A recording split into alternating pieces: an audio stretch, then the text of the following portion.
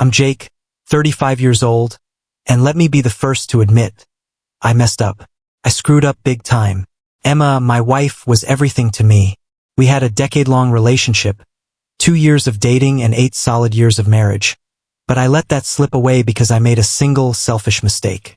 I cheated on her. Once. Just one awful, gut-wrenching mistake. But that's all it took to break everything we had. I still don't know how she found out. Maybe she saw something on my phone. Maybe she just sensed something was off. I've never been able to talk to her about it. Not since she left.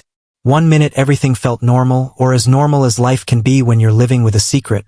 And the next, I came home to a house that felt emptier than I ever thought possible. All of her things were gone, just like that. She had left without a word, without even giving me the chance to explain. My heart sank when I saw the papers on the table. Divorce papers. And beneath them, a short, cutting note. "This is what you do with cheaters." That was the last thing she ever said to me. That note. It's been 2 years since I've seen her or heard from her. And in all that time, I've been left to sit with my guilt, my regret, and the wreckage I caused. After she left, I did everything I could think of to reach her. I called her over and over, but her number was disconnected. I tried reaching out to her family and her friends, but they wouldn't talk to me. The only communication I had with Emma was through her lawyer. A cold, professional wall between us. He told me Emma didn't want to see me or hear from me. Nothing I said changed anything. I begged. I got angry. I even told him I wasn't going to sign the divorce papers. But in the end, I had no choice. He just told me to get my own lawyer, that it was better to make things official. But I wasn't ready to accept that our 10 years together could end this way. No way. Not over one mistake. I mean, don't couples go through worse and make it through? Why couldn't we be one of those couples that survives something like this? I thought we could make it through, that if she gave me just one more chance, I could make things right. I know I hurt her badly, but did that one betrayal really erase everything we built together? It felt like she was throwing me away, like I didn't matter, like the life we shared didn't mean anything. It's been 2 years since Emma walked out, and I still can't believe this is my reality. 2 years without her, without seeing her, hearing her laugh, or even arguing over dumb little things like what to watch on TV. 2 years of not knowing anything about the person I loved most. It's destroyed me, man. Physically, emotionally, mentally. I'm a shell of the guy I used to be. There were months where I barely ate, didn't sleep, and drowned myself in alcohol just to numb the pain. I was a zombie walking through life, and I wanted to die.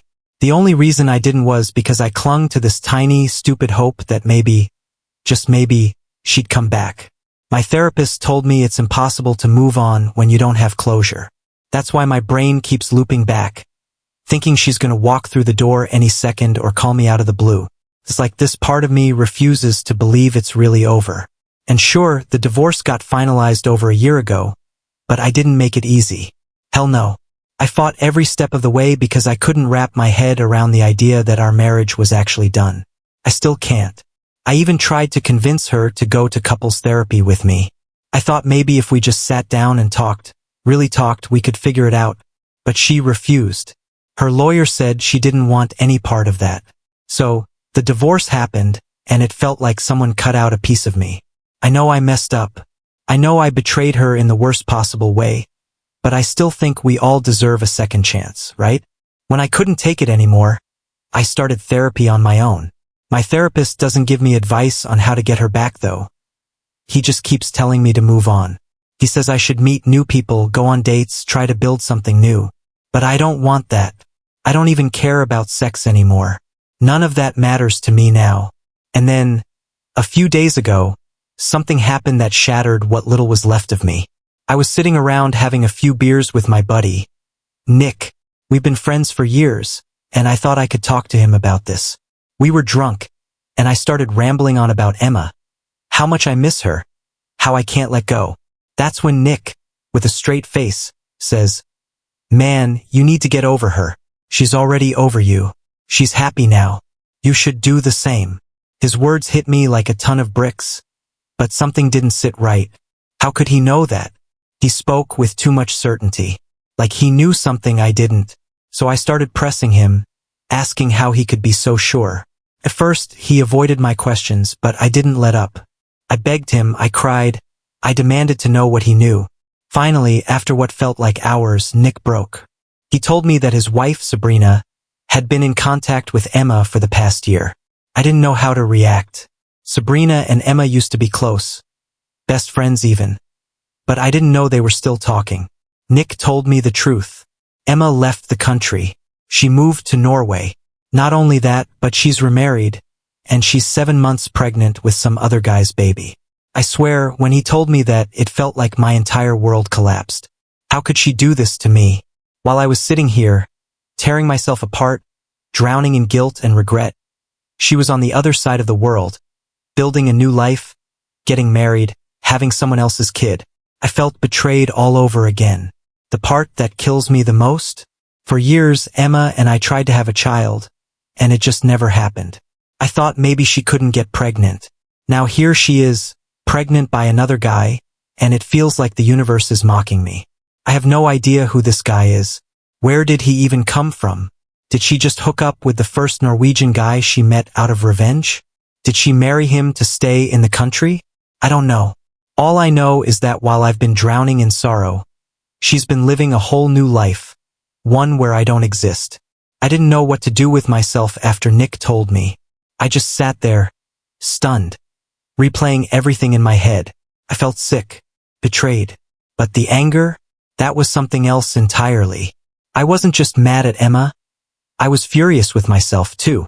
How could I have driven her to this? How could everything we had just vanish like that?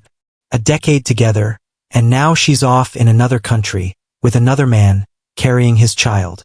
Nick saw the look on my face and told me to calm down. Said it's better that I know. But that just made it worse. How could he, my best friend, have kept this from me? For an entire year, he knew my wife was building a life with someone else, and he didn't say a word. I felt a fresh wave of betrayal wash over me. I mean, what kind of friend does that?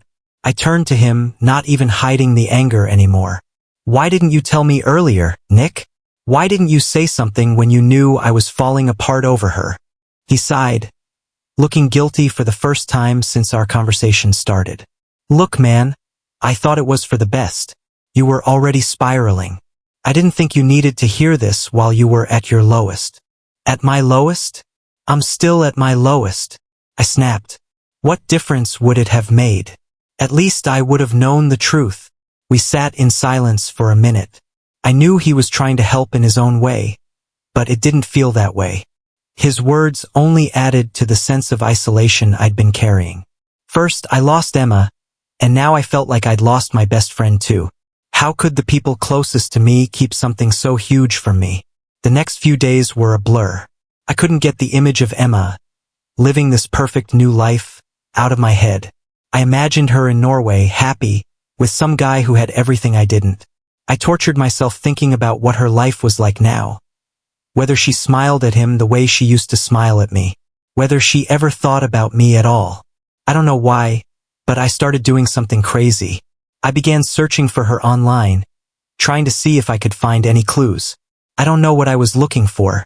Pictures, social media accounts, anything. I just wanted to see her face again. But she had wiped herself clean from my world. No trace of Emma anywhere. It wasn't until I reached out to Sabrina, Nick's wife, that I finally got some answers. I texted her, half expecting to be ignored like everyone else who had cut me out. But she responded. She asked me not to tell Nick we'd talked, and I agreed. I needed the truth no matter what. And what Sabrina told me was like a punch in the gut. Apparently, Emma had started talking to some guy she met through work just a couple of months before she left me. She didn't cheat, at least according to Sabrina. But the emotional connection had already started forming before she walked out on our marriage.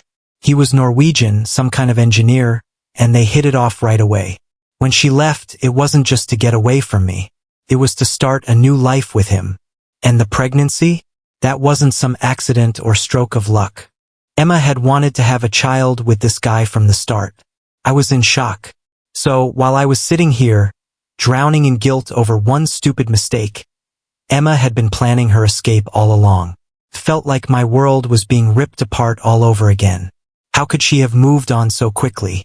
How could she have built a whole new life while I was left picking up the pieces of the one we had? That's when Sabrina dropped another bombshell. You know, Jake, she said, almost like it was an afterthought. Emma always said you guys were drifting apart long before the affair happened. She said she could feel it coming for years. Years? I didn't know what to say. Sure, we'd had our rough patches, but I always thought we were solid. I thought the love was still there, underneath it all. Was I that blind? Or was she just looking for a reason to leave? After that conversation with Sabrina, I couldn't shake the feeling that maybe Emma had already checked out of our marriage long before I cheated. Maybe what I did was just the final nail in the coffin, not the cause of our downfall. But knowing that doesn't make it any easier. If anything, it makes it worse. Because I wasn't just mourning the loss of Emma. I was mourning the loss of everything we'd built, the future I thought we were going to have. Now, that future belonged to someone else. She was pregnant, starting a family. And here I was, alone, clinging to the memories of a woman who had moved on without me. One night, after too many drinks, I decided to do something incredibly stupid. I booked a flight to Norway. I didn't know what I was thinking. Maybe I wanted to see her one last time, to confront her, to beg for some kind of closure. Maybe I just wanted to make sense of it all, to understand how the woman I loved could become a stranger so fast. I don't know what I expected to find in Norway, but when I arrived, it didn't take long for reality to hit. I wandered through the streets of Oslo, completely lost, wondering what I was doing there. Emma wasn't waiting for me. She wasn't going to magically take me back. She had her own life now, one that didn't include me. In a moment of clarity, or maybe it was desperation, I decided to look up her address. Sabrina had let it slip during our conversation, and I held onto it like a lifeline. I stood outside the building where she lived, staring up at the windows, wondering if she was inside, if she was happy. My heart pounded in my chest. I was about to walk up to the door when I saw them, Emma and the guy. They were walking down the street, hand in hand, her belly round and full with the baby she was carrying. They were smiling, laughing like they didn't have a care in the world. I froze. It was like watching someone else's life play out, but I knew that used to be my life. That used to be us. I couldn't do it. I couldn't go up to her, couldn't say anything. What would I even say? I had lost her, and seeing her like that, so happy, so far removed from the pain I was drowning in, made me realize something that was both freeing and devastating. Emma was never coming back. I stood there, frozen, watching Emma walk down the street with her new husband. They were the picture of happiness, and the worst part was that it didn't feel like an act. She wasn't pretending to be happy to hurt me. She really was. The guy, tall, blonde, the kind of person you expect to meet in Norway, was holding her hand like he'd been doing it for years, like he knew every inch of her heart in a way I didn't anymore. They passed by me, not even noticing. I was just some guy standing there in the cold, invisible to them. In that moment, it felt like a lifetime had passed since Emma and I had been us. I wanted to scream her name, run after her, anything to make her see me. But what would that have done? Ruined her perfect moment? Made me look like a desperate fool? So I did nothing. I just watched as they disappeared down the street, swallowed by a future I wasn't part of. I couldn't bring myself to stay in Norway after that. The whole trip had been a disaster from the start. I come all this way for what? To chase a ghost? To try and win back someone who had already moved on? Who had made it clear she didn't want me anymore? I booked the next flight back to the States and spent the entire flight staring blankly out the window, feeling emptier than I had before. When I got home, things didn't get better. I thought maybe seeing her with someone else, seeing her so far removed from the life we had, would help me move on. But it didn't. It only made me realize how deep I'd sunk. I couldn't eat, I couldn't sleep. I spent hours just sitting in silence, staring at the divorce papers she'd left behind, wondering how I could have let things fall apart like this. And it wasn't just about Emma anymore. It was about me, about who I'd become. Somewhere along the line, I had lost myself. I wasn't the guy who used to make her laugh, who used to make her feel safe. I'd become this stranger who made a horrible mistake and lost everything because of it. I started seeing my therapist more regularly after the trip. At first, it was just to talk about the emptiness. But eventually, it became something more. We dug into everything. My mistakes, my anger, my regrets. And we talked a lot about forgiveness. Forgiveness for Emma, but more importantly, forgiveness for myself. I'm not there yet. I'm nowhere near forgiving myself. But my therapist keeps telling me that if I ever want to move on, I have to let go of the past. I have to accept that what's done is done, and I can't keep punishing myself forever. The cheating, the lies, the pain, they happened, but they don't have to define me. But how do you let go of something like that? How do you stop reliving it over and over in your mind, wondering what you could have done differently? I started working out more, trying to get back into shape, trying to feel human again. I quit drinking too, at least for now. I realized that drowning my sorrows in alcohol wasn't helping anyone. Not me, not Emma, not anyone who might still care about me. The gym became my outlet. I'd go every day, pushing myself until I was too tired to think, too exhausted to feel anything. It was around that time that I met Lisa. I wasn't looking for anything. In fact, I was doing everything I could to avoid getting close to anyone.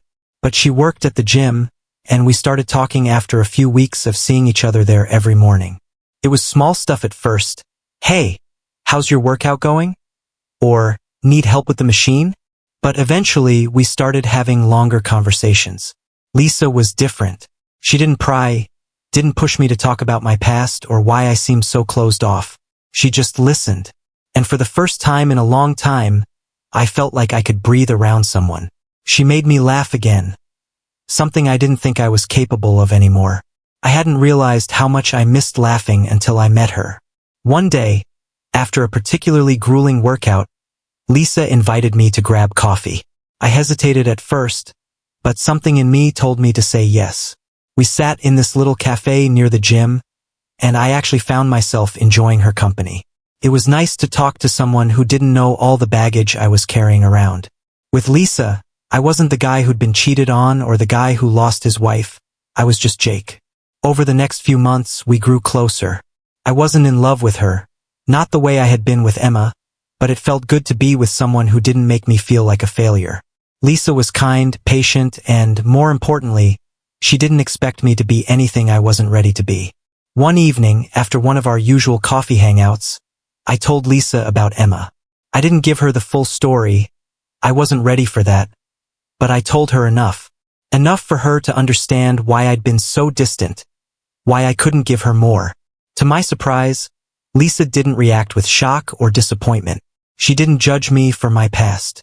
Instead, she looked at me with this strange mixture of empathy and understanding and said, "Jake, you're allowed to move on. You deserve to be happy too." Those words hit me hard. It was like no one had said that to me in years. In my mind, I didn't deserve happiness. I was the guy who cheated, the guy who lost everything. But Lisa didn't see me that way. And maybe, just maybe, I didn't have to see myself that way either. I don't know where things with Lisa are going. I don't know if I'm ready to open myself up to love again. But I'm starting to realize that it's okay if I'm not. It's okay to take things slow, to heal on my own terms. And maybe one day, I'll be able to look back on everything that happened with Emma and not feel like my world is falling apart all over again. The truth is, Emma's gone. She's moved on, and I have to accept that. It doesn't mean I'm okay with how things ended, but it does mean I have to stop holding on to a past that no longer exists. I have to stop waiting for her to come back, because she's not. And maybe, just maybe, it's time for me to start building a future of my own. One that isn't defined by the mistakes I made or the woman I lost. Maybe it's time to finally forgive myself and let go. Months passed, and slowly, I started feeling more like myself again. Or maybe, I was becoming a different version of myself. One that wasn't entirely tied to my past mistakes. Lisa and I kept seeing each other casually, and although we weren't rushing into anything serious, she became a big part of my life. She never asked for more than I could give, and for the first time in a long time, I felt like I could just exist without constantly questioning every little thing. Still, the shadow of Emma lingered. I wasn't sure if it was guilt, regret, or simply the fact that we'd spent a decade together. There were days I'd still think about her, what she was doing, if she was happy in Norway, if she ever thought about me at all. I had to remind myself that, in the end, it didn't matter. She'd moved on and so had I, or at least I was trying. It was a random Tuesday evening when I got a message that knocked the wind out of me. I had just finished my workout and was scrolling through my phone when an unknown number popped up. At first, I thought it was spam and almost ignored it, but something made me open the text. "Jake, it's Emma. We need to talk." For a second, I couldn't breathe. My hands shook as I stared at the message, rereading it over and over to make sure it was real. Emma, after all this time, why now? Why did she suddenly want to talk after 2 years of silence? My mind raced with possibilities. Had something gone wrong in her new life? Was she having second thoughts? Or was this just another blow, a final nail in the coffin that I wasn't ready for? I didn't reply immediately. Couldn't. I spent the next couple of hours pacing around my apartment, trying to figure out what to do. A part of me wanted to ignore it, to pretend I never saw the message. But another part of me, the part that still loved her, despite everything, wanted to hear her out. Maybe I needed this closure more than I realized. Finally, I sat down and typed a reply. It was simple, but it was all I could manage. "When and where?" She responded quickly, giving me the address of a cafe downtown. We agreed to meet the next afternoon. I barely slept that night, my mind swirling with memories and questions. What did she want? What was I hoping for? Did I even want to see her again, knowing she'd built a whole new life without me? The next day, I walked into that cafe feeling like I was about to face a firing squad. My heart was pounding in my chest, and I had to stop myself from turning around and walking out. But I didn't. I took a deep breath and looked around. And there she was. Emma was sitting at a small table by the window, her back to me. She looked different, older, maybe more tired, but still undeniably her. I could tell she'd spotted me in the reflection of the window because she turned around slowly, her eyes meeting mine for the first time in what felt like a lifetime. I wasn't sure what I expected. Anger, sadness, maybe even indifference. But what I saw in her eyes was something else entirely. Relief. "Jake," she said, standing up slowly as I approached. "Thanks for coming." We stood there awkwardly for a moment before we sat down. Neither of us knew how to start. I studied her face, searching for clues, wondering what she was thinking. After all this time, after all the hurt and betrayal, what could she possibly have to say? Finally, she broke the silence. "I don't know how to start this," she said, her voice soft, almost hesitant. "But I felt like I needed to see you. I've been thinking about this for a while." "Why now?" I asked, my voice a little harsher than I intended. "It's been 2 years, Emma. You disappeared without a word. And now, suddenly you want to talk." She flinched but nodded. "I know, and I'm sorry for that. I wasn't ready to face you then. I didn't think either of us was. But I've been doing a lot of thinking, and I realized I owe you some answers." I leaned back in my chair, crossing my arms. "Answers? About what?" "About us," she said, her voice steady now. "About why I left. About everything." I didn't say anything. I wasn't sure I wanted to hear her excuses, but a part of me still needed to know. She sighed and continued.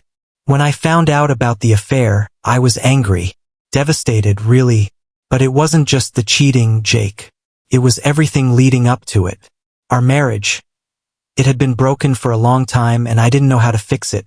We weren't happy anymore. We were just existing." I felt a knot tighten in my chest. It hurt to hear, even though I'd known it deep down. "So you just left?" Emma shook her head. "It wasn't that simple. I didn't just leave because of the affair. I left because I realized I couldn't keep living like that. We were both miserable, Jake. We were both looking for something that wasn't there anymore." I bit my lip, trying to keep the anger from bubbling over. "And moving halfway across the world? Starting a family with someone else? Was that your way of moving on?" Her eyes softened, and for the first time, I saw genuine sadness in them. "It wasn't planned that way. I didn't leave you for someone else. I left because I needed to find myself again. But yes, I met Eric in Norway, and we fell in love. I didn't mean for it to happen, but it did. And now, I'm happy, Jake. I have a family. But that doesn't mean I haven't thought about you. About us. I clenched my fists under the table, struggling to keep my voice steady. You were pregnant, Emma. We tried for years to have a baby. And now, you have one with him. She nodded, tears welling up in her eyes. I know, and I'm sorry for how much that must have hurt you. But you have to understand, I had to move on. I couldn't stay stuck in the past forever. And what about me? I asked, my voice barely a whisper. What am I supposed to do with all this? Emma reached across the table, placing her hand on mine for a brief moment before pulling it back.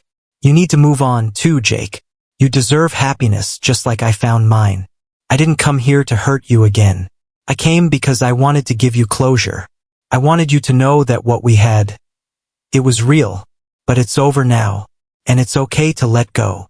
I sat there, numb, her words echoing in my head. Closure. That's what this was. The final chapter. Emma wasn't coming back, and I couldn't keep holding on to the hope that she would. For the first time in 2 years, I felt a strange sense of peace wash over me. It wasn't happiness, and it definitely wasn't relief, but it was something. Maybe it was acceptance. We sat there for a few more minutes, talking about our lives, our mistakes, our regrets. And when we finally said goodbye, it felt different. Final, but not bitter. Like we were two people who had once shared a life, but who were now free to go our separate ways. As I walked away from that cafe, I realized that Emma was right. It was time to let go. It was time to stop living in the past and start building a future that wasn't defined by my mistakes or the life we'd lost. I don't know what comes next. Maybe things with Lisa will get serious, or maybe they won't. But for the first time in a long time, I feel like I can breathe again. Like I can move forward without the weight of Emma's absence crushing me. And maybe that's what closure really is. Not an end, but a beginning. As I left the cafe that day, it felt like the world was a little lighter. Emma was gone, truly gone from my life, but not in the haunting, painful way I had been holding on to for so long. It was different now. There was a strange calm, almost like I had finally allowed myself to exhale after holding my breath for years. The ache was still there, but it wasn't as sharp. It didn't control me the way it used to. I went home that night and sat on my couch, replaying everything in my head. My past with Emma, my present without her, and whatever future might be waiting for me now. I hadn't thought about that before. Not really. For so long, the only thing I could think about was the life I'd lost. But now, sitting there, I realized I had a blank page in front of me. For the first time, I wasn't trapped by what could have been. The next morning, I woke up early and decided to do something I hadn't done in years. I packed a bag and drove out to a hiking trail I used to love before everything in my life fell apart. It was a place I used to go when I needed to clear my head, long before the cheating, long before the divorce, back when things were simpler. As I hiked up the trail, the cool morning air filling my lungs, I started to feel like a different person. Or maybe I was just finding the parts of myself I'd buried under all the guilt and regret. The higher I climbed, the more I realized that Emma was right about one thing. I needed to forgive myself, not just for the affair, but for everything. For losing myself in the first place, for not realizing how bad things had gotten, for holding on to something that was already broken. By the time I reached the top of the trail, I felt like I had left something behind, some heavy burden that had been weighing me down for too long. I stood there, looking out over the valley, feeling the sun on my face, and I made a promise to myself. I wasn't going to let the past define me anymore. I wasn't going to keep punishing myself for a life that was no longer mine. After that, things started to shift. Slowly, but surely, I began to live again. I didn't expect it to happen overnight, but each day felt a little more manageable. I wasn't constantly thinking about Emma or what I'd lost. Instead, I started focusing on what I could build for myself. I threw myself into my work, took on new projects, and started reconnecting with old friends, people I had distanced myself from during the worst of it all. I even reconnected with my family, which was something I hadn't done in years. They tried to reach out to me after the divorce, but I pushed them away, too ashamed to let them see what I had become. But now I wanted them back in my life. I wanted to rebuild those relationships that I had neglected for so long. One day, I invited Lisa over to my apartment. We'd been spending more time together, but it was always casual. No pressure, no expectations. But that night, something felt different. We sat on the couch, talking about everything from work to random stuff like our favorite movies growing up, and for the first time, I realized how much I enjoyed being around her. Not because I was trying to fill some void, but because I genuinely liked her. She made me laugh, made me feel comfortable, and I didn't have to pretend to be anything other than who I was. At some point, the conversation shifted, and Lisa asked me how I was feeling about everything, about Emma, about the future. I feel lighter, I said, surprised at my own honesty. It's like I've been carrying this weight for so long, and now it's finally gone. I don't know what's next, but for the first time, I'm okay with that. She smiled at me, this warm, understanding smile that made me feel like everything was going to be all right. You deserve to be happy, Jake, she said softly. Whatever that looks like, you deserve it. Her words stuck with me. I'd spent so long thinking I didn't deserve anything good. I'd convinced myself that because I had messed up, I wasn't worthy of happiness or love. But maybe that wasn't true. Maybe Lisa was right. Maybe it was time to start believing that I deserved a fresh start. As the months went on, I found myself growing closer to Lisa. We started spending more time together. Not just at the gym, but outside of it too. We went hiking, had dinner together, and even started going to concerts. Something I hadn't done in years. I wasn't sure where things were headed, and I wasn't in any rush to figure it out. But for the first time in a long time, I felt like I was living in the present instead of being stuck in the past. One night, after a long day at work, Lisa and I were sitting on my couch, watching some terrible reality show that she loved. I was only half paying attention when she suddenly turned to me and asked, "Jake, are you happy?" The question caught me off guard. Seemed so simple, but it wasn't something I had asked myself in a long time. I sat there for a moment, thinking it over. "Yeah," I said finally. "I think I am." And the thing was, I meant it. For the first time in years, I could honestly say that I was happy. It wasn't the kind of happiness that comes from everything being perfect. It was more like a quiet contentment, a feeling that I was okay with where I was, flaws and all. Emma's memory still lingered, of course. It wasn't like I could erase the 10 years we had together, nor would I want to. She was a part of my life and that would never change. But now, instead of feeling like a gaping wound, it felt more like a scar. Something that would always be there, but something I could live with. Lisa and I never had a big, dramatic moment where we defined our relationship or labeled what we were to each other. It just kind of evolved naturally. And maybe that was exactly what I needed. No pressure, no expectations. Just two people figuring it out as they went along. As time passed, I started to think about the future in a way I hadn't before. I wasn't sure if Lisa and I would end up together forever, but for the first time I was open to the possibility. I was open to the idea that maybe I could build something new, something real with someone who understood me, not just the good parts but the messy, broken parts too. One afternoon, while we were out on a hike, Lisa stopped suddenly, turning to me with that familiar smile. "You know, Jake," she said, "I think you've come a long way." I laughed, brushing off the compliment. "Yeah, well, I had a lot of work to do." "I'm serious," she insisted. "You've grown. You're not the same guy I met months ago. You've found yourself again." Her words hit me in a way I didn't expect. I hadn't thought about it like that, but she was right. I wasn't the same guy I'd been when Emma left.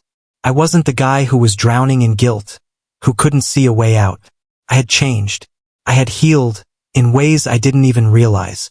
Standing there on that trail, looking at Lisa, I realized something important. I had spent so much time trying to get back to who I was before everything fell apart. But the truth was, I didn't need to be that guy again. I didn't need to go back. I had become someone new, someone stronger, someone wiser, someone who had learned from his mistakes and was ready to start over. As we continued down the trail, the sun setting behind us, I felt a sense of peace that I hadn't felt in years. I wasn't sure what the future held, but for the first time I wasn't afraid of it. I wasn't clinging to the past or waiting for things to go wrong. I was just here, present, alive. And that, I realized, was enough. Over the next few months, things between Lisa and me grew even more comfortable, more natural. It wasn't the kind of passionate, whirlwind romance that I'd had with Emma all those years ago, but it was steady. It felt like we were both on the same page, taking things slow, giving each other space to breathe. We never had the "what are we?" talk. We didn't need it. Whatever this was, it was working for us. But just when I thought things were finally settling into place, life threw me another curveball. It was a Saturday afternoon, and I was sitting on my porch, sipping a cold beer and enjoying the calm of the weekend. My phone buzzed, and when I saw the number, I felt a weird sense of déjà vu. It was Emma, again. My heart didn't race this time, though. I wasn't as shaken as I had been months ago when she first reached out. Maybe that was a good sign. Maybe it meant I was finally getting over it. Still, I hesitated for a moment before answering. "Hello. Hey, Jake." Emma's voice came through the line, softer than I remembered. "How are you?" I leaned back in my chair, staring out at the trees lining the street. "I'm good, Emma. How are you?" There was a brief pause, and I could hear her take a breath on the other end. "I'm doing well. Actually, I'm back in the States for a while." That caught me off guard. "Back in the States? I thought you were settled in Norway with your family." I was. I still am, but Eric's been traveling a lot for work, and I thought it'd be nice to come back and spend some time with my parents. It's been a while. I didn't know what to say. Part of me wondered why she was telling me this. What was the point of her call? I was about to ask when she continued. "Listen, Jake. I know this might be weird, but I was wondering if you'd want to meet up. Just to catch up, nothing heavy. I know we had our closure and everything, but I feel like there's still, unfinished business between us." I could feel my stomach tighten, and suddenly, I was right back to that day in the cafe, sitting across from her, trying to make sense of everything. I thought we'd said everything that needed to be said. But now, hearing her voice again, I wasn't so sure. "I don't know, Emma," I replied carefully. "I've moved on. We both have. What more is there to talk about?" "I get that," she said, her tone softening.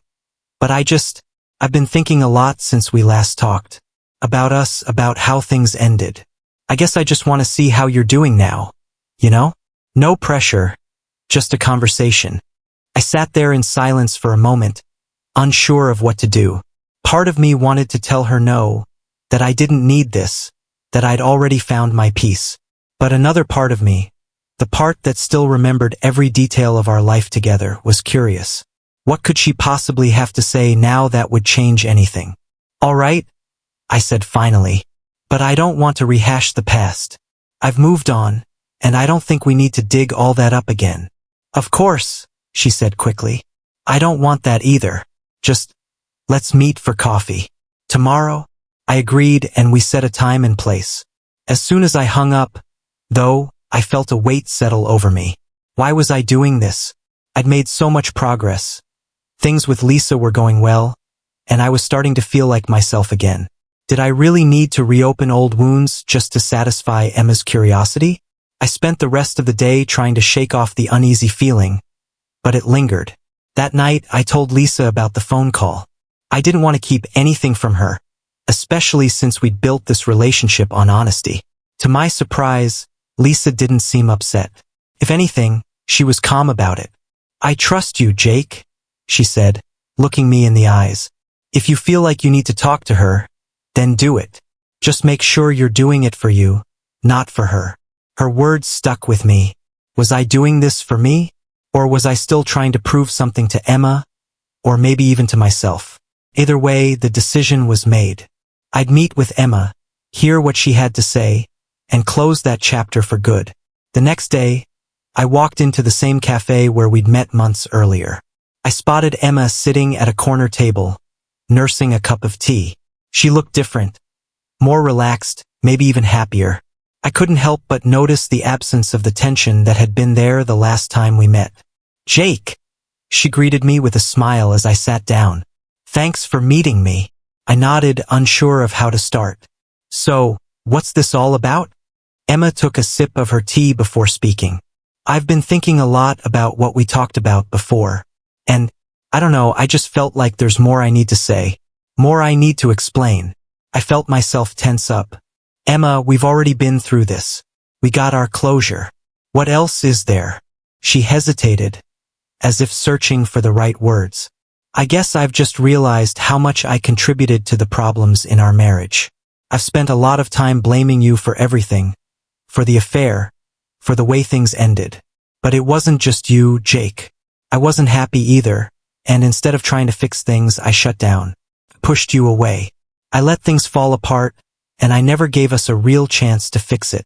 Her words took me by surprise. I had spent so long carrying the weight of the guilt on my own, believing that I was the sole reason our marriage failed. Hearing her take responsibility for her part in it made me feel something I hadn't expected. Relief, maybe, or validation. Why are you telling me this now? I asked, my voice softer than before. I don't know, she admitted. Maybe because I've finally had the space and time to reflect. Being away, building a new life. It's made me realize how much we both messed up. I'm not asking for anything, Jake. I guess I needed to own up to my part in it. I nodded slowly, taking it all in. It felt strange, hearing her apologize, hearing her admit that she wasn't blameless. For so long, I'd thought of Emma as the victim and myself as the villain in our story. But now I realized it was more complicated than that. I appreciate that, I said finally. It means a lot that you're taking responsibility. But honestly, Emma, I've moved on. I've been working on myself, and I'm in a better place now. I'm not angry anymore. I'm not holding on to any of that. She smiled a little sadly. I'm glad to hear that, Jake. You deserve to be happy. We sat in silence for a while, sipping our drinks. There was no more tension, no more anger. Just two people who had once shared a life, now sitting together as strangers with a shared past. And maybe that was enough. As we said our goodbyes and went our separate ways, I felt a sense of finality wash over me. This time it was different. I wasn't leaving with questions or unresolved feelings. I wasn't holding on to hope that Emma might come back. I had made peace with everything. The past was the past, and that's where it would stay. Later that night, I sat down with Lisa and told her about the meeting. She listened quietly, nodding as I explained everything that had been said. When I finished, she leaned in, resting her head on my shoulder. I'm proud of you, she whispered. You've come so far. And for the first time in a long time, I truly believed her. I had spent years haunted by the mistakes of my past, by the loss of a life I thought I couldn't live without. But now, sitting there with Lisa by my side, I realized something important. I didn't need to be defined by my past anymore. I had the power to shape my own future, and for the first time I was ready to do just that. In the days that followed my meeting with Emma, something shifted inside me. It wasn't some grand, dramatic revelation, but a quiet realization that I was finally free from the hold the past had over me. The scars were still there, of course, but they weren't raw anymore. I had accepted them, and in doing so, I felt lighter. Life with Lisa continued to evolve, but not in the way I had imagined relationships would after everything I'd been through. There was no rush, no pressure to define what we were, and for the first time in my life, I was okay with that. I wasn't chasing some idealized version of love or trying to force things into a mold. I was just living. Lisa and I spent more time together, not because we felt like we had to, but because we wanted to. We'd go on hikes, cook dinner together, and sit on my porch with a bottle of wine, talking about everything and nothing. It was easy. It was real. And that was enough. One Saturday morning, Lisa and I decided to take a road trip to a small town a few hours away. She'd read about it in some travel blog, and we thought it'd be a nice escape from the routine. We packed a few things, hopped in my truck, and hit the road with no real agenda other than to explore and enjoy each other's company. The drive was peaceful. The windows were down, and the wind blew through the cab as we listened to music and talked about the future, about where we saw ourselves in a year, in 5 years. For the first time, I didn't feel like the future was something to be afraid of. It wasn't this looming unknown that I had to figure out right away.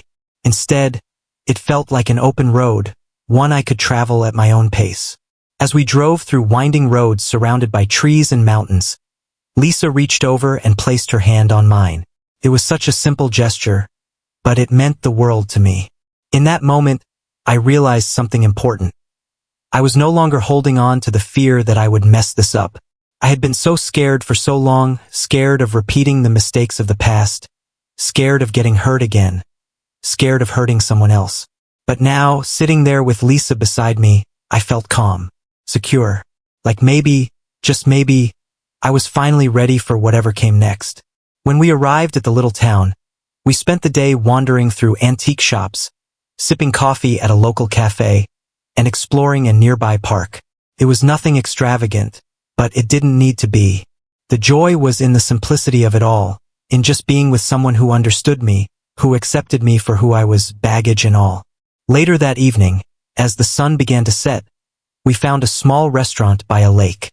We sat outside on the patio, watching the water shimmer in the fading light, and for a while we didn't say much. We didn't need to. The silence between us was comfortable, the kind of silence that comes when you're completely at ease with someone. After dinner, as we were walking back to the truck, Lisa suddenly stopped and turned to me. Her eyes were soft, her expression thoughtful. "Jake," she said quietly, "I need to ask you something." I nodded, a little nervous at the serious tone in her voice. "What's up?" She hesitated for a moment, like she was searching for the right words. "Do you see a future with me? I don't mean tomorrow or next week, but down the road. Do you think this, us, could be something more?" Her question took me by surprise, not because I hadn't thought about it, but because I hadn't realized she was wondering the same thing. I looked at her, really looked at her, and for the first time in a long time, I wasn't afraid of the answer. "Yeah," I said, my voice steady. "I do." Lisa smiled, her eyes lighting up in that way they always did when she was happy. "Me too."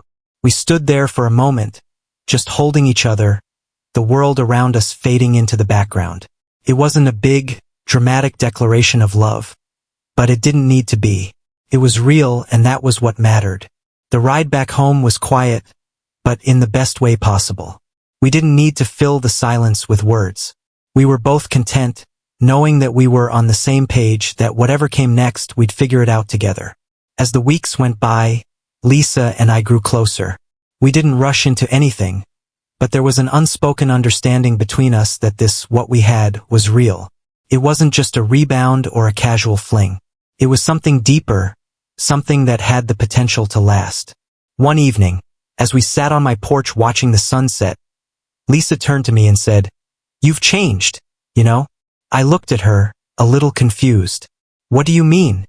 "You're not the same guy I met at the gym months ago," she said, her voice soft. "You're more at peace. You don't carry the weight of the past around with you anymore. It's like you've let go." I thought about her words for a moment, and she was right. I had changed. I wasn't the same broken, guilt-ridden man who had been drowning in regret. I had found a way to move forward, to forgive myself, and to start living again. "You helped with that," I admitted, turning to her. "You made me realize I didn't have to keep punishing myself." She smiled and leaned in, resting her head on my shoulder. "You did the work, Jake. I was just here to remind you that you're worth it." Hearing her say that made me realize how far I'd come.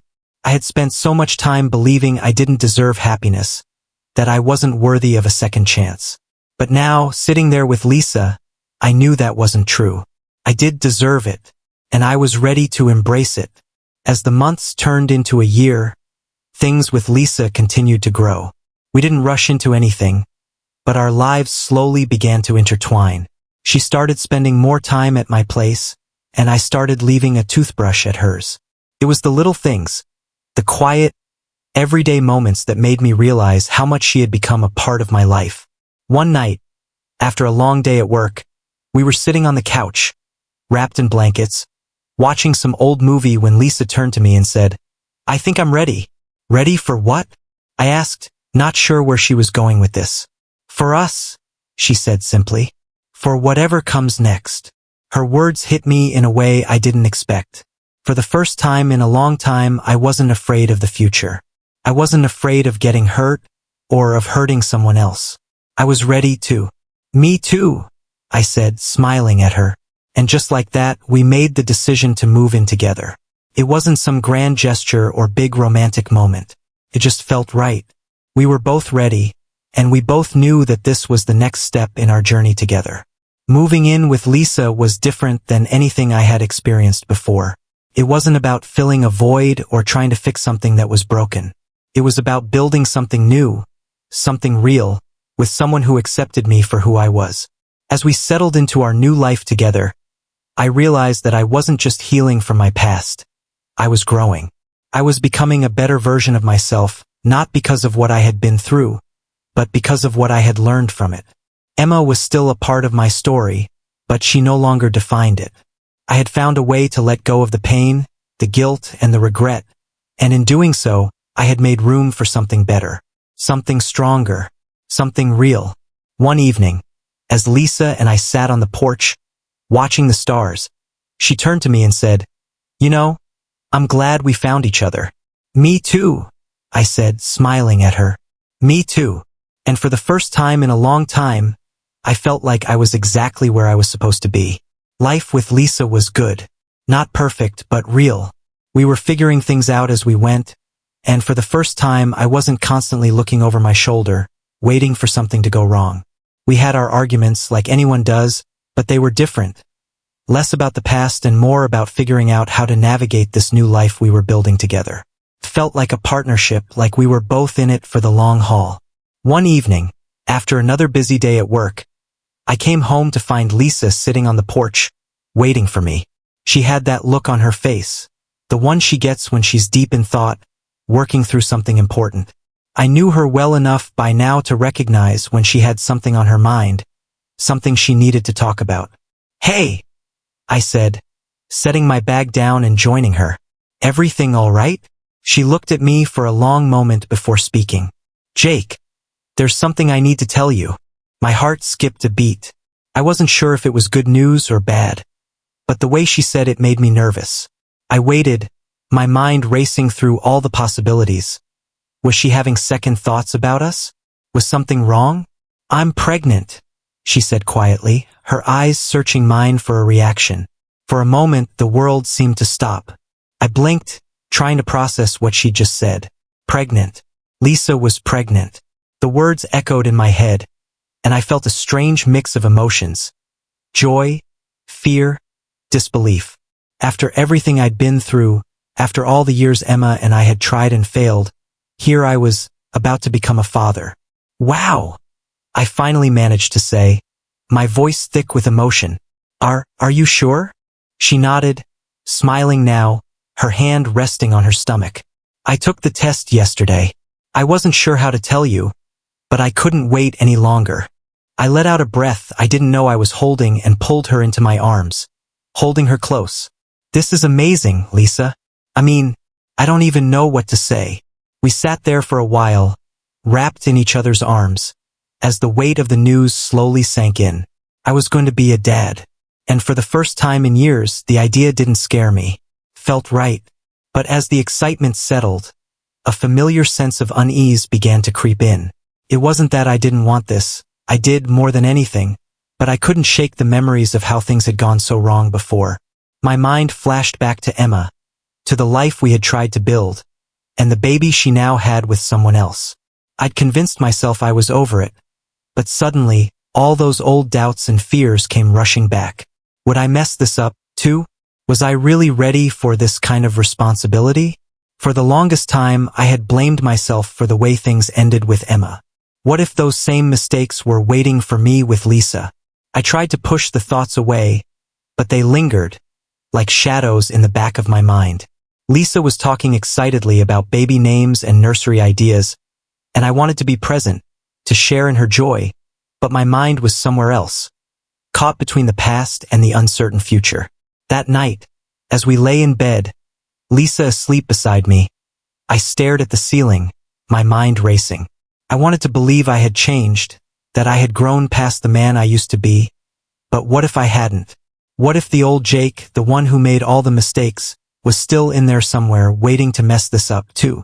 The next morning, I woke up early, my head still spinning from the news. I decided to go for a run, hoping the fresh air would help clear my mind. As I jogged through the quiet streets, I thought about everything I'd been through, the highs, the lows, the mistakes I'd made, and I realized something important. This was my chance, my second chance. Life had given me an opportunity to start over, to build something new, something real, and I wasn't going to let fear get in the way. I wasn't the same person I had been with Emma.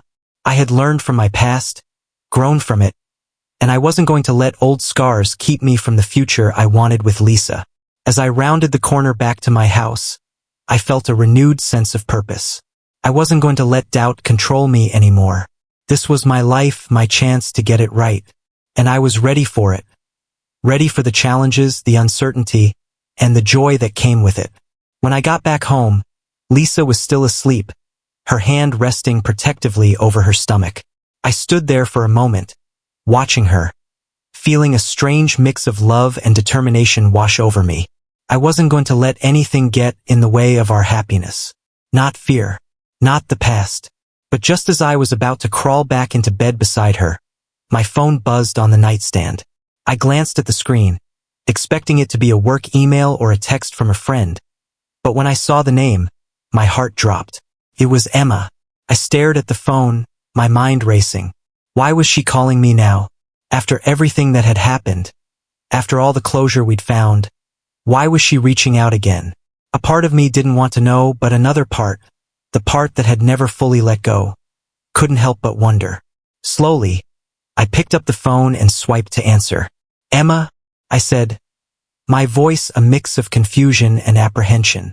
Jake, she replied, her voice quiet and hesitant. I need to talk to you. It's important. My stomach tightened as 100 different possibilities flashed through my mind. What could she possibly have to say now after all this time? What's going on, Emma? I asked, bracing myself for whatever was coming. There was a long pause on the other end of the line, and when she finally spoke, her words hit me like a punch to the gut. I'm back in town, and I think we need to talk. And just like that, the door to Jake's past swings wide open again. What could Emma want now, just as Jake is on the verge of starting a new chapter with Lisa? Is this closure truly behind him, or are there unresolved threads still pulling him back? Stay tuned to find out what happens next. Thanks for watching. Like and subscribe to the channel to watch my next videos and share with me your opinion, what you would do in my place.